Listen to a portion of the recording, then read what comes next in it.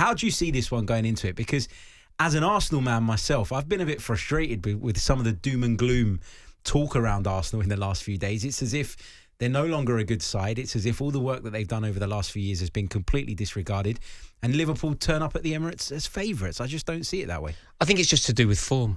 It's a huge game. I'm so excited. It's massive, isn't it? And you mentioned that the difference, the chasm that could open up in the Premier League table between Liverpool and Arsenal if it goes Liverpool's way. And although nothing is won in October, November, nothing is finite now, it's symbolic. It is symbolic if they pull away from you like that. So as much as I don't think that we need to talk in hyperbole and say Arsenal must win this game, it's very important, I would say. It's not essential, but it is very important that Arsenal get back to winning ways as soon as possible. And the best way to do that is in a 6-pointer against the form team of the league so far. I cannot believe how brilliant Liverpool have been. It's taken me by surprise. Are you shocked at quite how good they've been? Yeah, I've been impressed with them from the very start of the campaign, but I've always been looking at the level of opposition, and it's a new manager and there's a bit of a bounce, there's a bit of energy. And what I liked about what Slot did right at the start was he didn't come in and completely rip it all up and start again. He sort of kept hold of some of the key principles that saw Jurgen Klopp's side be as successful as they were, but also added his own little tweaks and I think gave them greater control in games. I agree with what you're saying. Like it's a game that if Arsenal could win, it would be massive. I don't really see it as a must-win, though. I see it as a must-not-lose at this stage in the season. I think it's still early, and I don't think you should get carried away. I think, we spoke last weekend after Arsenal got beaten by Bournemouth, and I thought that the reaction to that was over the top. That was Arsenal's first away defeat in 2024. And the way people were talking about it was as if that was it. There'd been this major collapse. The title race was over. They're no longer contenders. And I think that's bordering on disrespectful. No, the intent would never be disrespect. I think everybody who comments on what Mikel Arteta has done, 99% of people who comment on what Mikel Arteta has done since he's been at Arsenal, are full of praise, acknowledge the contribution, surprising as it may be to some. I think that Mikel Arteta has basically been perfect. The way that he has marshalled the team, the way that he has reimagined Arsenal, the way that he has created this team that are so ruthless, so brilliant, so miserly at the back. It is fantastic what Mikel Arteta has done. However, this is a sticky patch, and although you're saying that it's quite a minor blip, and on some level I do agree with you, minor blips can cost you the league now because the points tally that is required is so significant. Back in the day when we were kids, Harry, we would watch teams get things that we would often call great draw, good point away from home. Go to Goodison Park, you get a point, good point. You go to St James's Park, get a good point. The days of a good point are kind of over now. Don't get me wrong. A good point for you would be against Liverpool.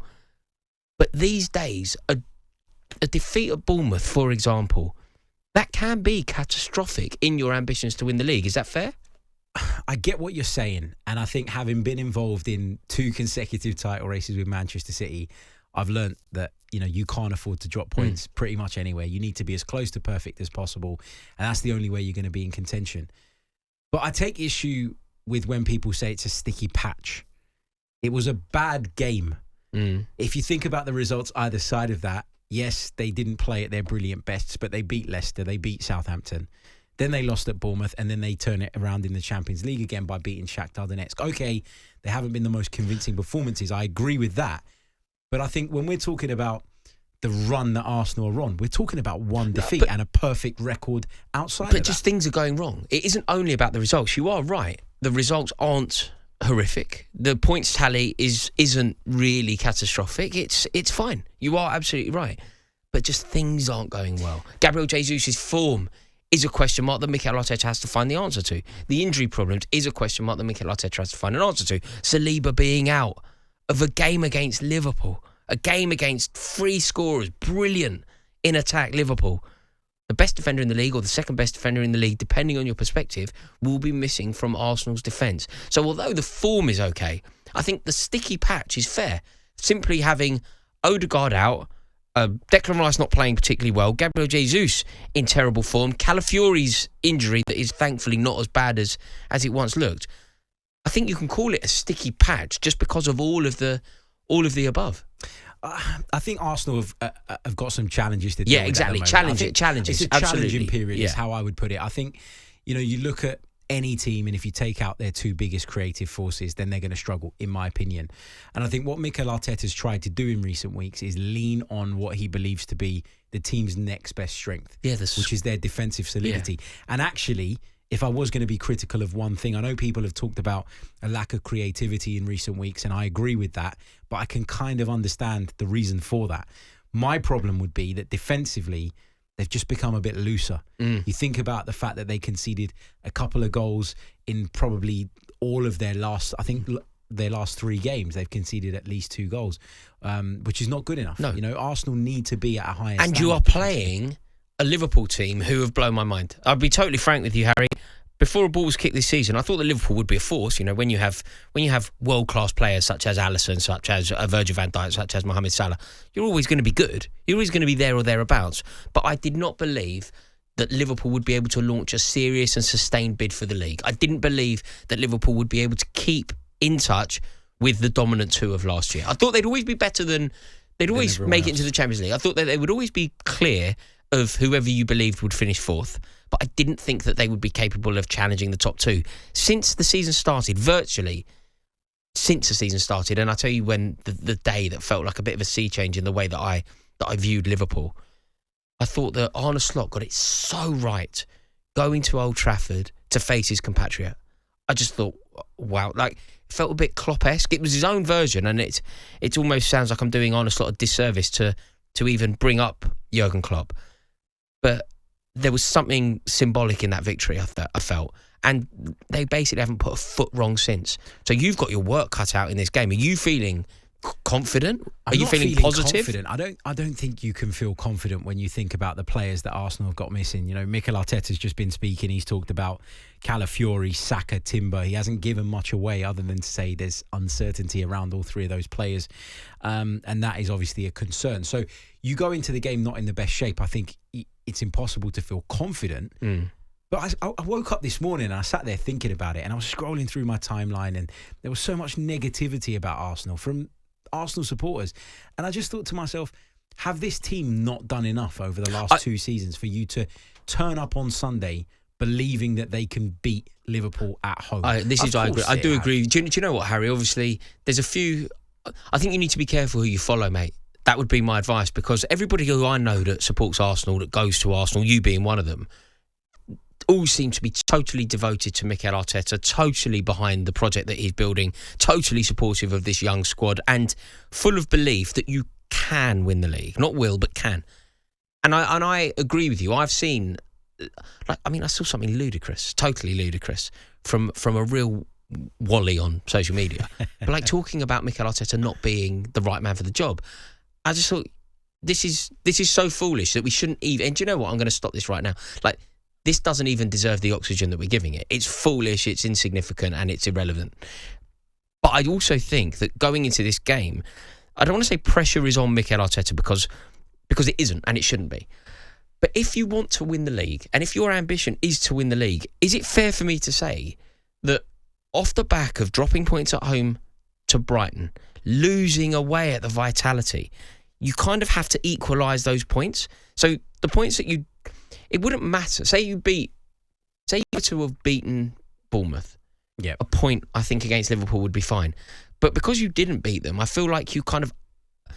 You owe Arsenal, you owe the league table 3 points that perhaps you wouldn't be forced to get. I agree with that. I get what you're saying. I just think that sometimes you have to take in, particularly at this stage of the season where it's early, you haven't played everybody yet, you haven't had the same level of fixtures. I mean, I looked at Arsenal's fixtures at the start of last season, the first 8, and people were telling me that was a really difficult run because we played United, we played Tottenham, and we played City in our first 8. But guess what, Rory? All 3 of those games were at home. Yeah. This time, we've been to City, we've been to Villa, and we've been to Tottenham. And we're only 3 points worse off than we were at this same stage last season. So I get what you're saying, and there is an extra pressure because of that result at Bournemouth. But I also think what we should have learned over the last few years, because Manchester City have been in this position and still managed to come back from it, is that we shouldn't panic this early in the season. That's fair. And risk throwing a game away because you were too desperate to win it. I think that's fair. I think that is fair. fair. See how it goes. If you beat Liverpool. Yep. Bearing in mind Forest managed to do it, that feels a bit like an aberration now. It doesn't feel like just feels like a blip in the truest sense of the word, like almost insignificant. If you win this game, considering no Odegaard, considering that Gabriel Jesus looks troubled, Leandro Trossard hasn't been the clutch player that I believe him to be, how do you beat Liverpool? I think, again, you lean on what the next biggest strength is if we're without those creative forces, and you lean on that defensive solidity, you lean on the defensive shape, and I think you go maybe a little bit more direct and you try and use Kai Havertz in a way that Mikel Arteta's used him previously, where he said, you go and place yourself on the centre half or drift out to the left or to the right, put yourself on the fullback. And when we're in trouble, if we're playing an aggressive press and we haven't got the means to work our way through it, I'll tell you what, we'll go over the top of it. And I think that's what Arsenal have shown. That's another face that they've shown in the last year under Mikel Arteta, particularly since Havertz's arrival. And I think there's no shame in turning up and saying we're not at our best because we've got X, Y, and Z missing. So let's change up the game plan a bit. And I've got confidence in this manager to do that nowadays. I was looking at a stat earlier today, 547 days since Arsenal lost to one of the big six in the Premier League. Right, huge. So they're solid. Be interesting to see what Liverpool do. You know, when you think about how good Liverpool were, or how good parts of what Liverpool did against Chelsea were. So Curtis Jones, for example, I thought he was magnificent.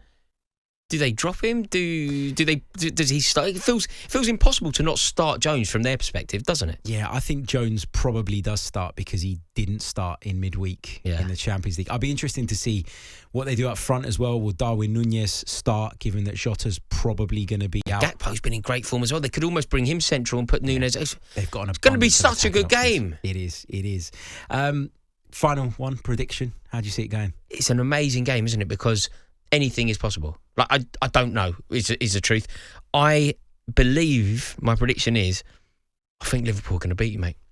I think Liverpool are going to beat you. Everything that I've seen about Slot suggests that they are serious challengers for the league, and Arsenal look a little bit ropey. Arsenal need the result. I'm going to go for a 2-0 Liverpool win. My head says draw. My heart says Arsenal win. We'll see how it goes.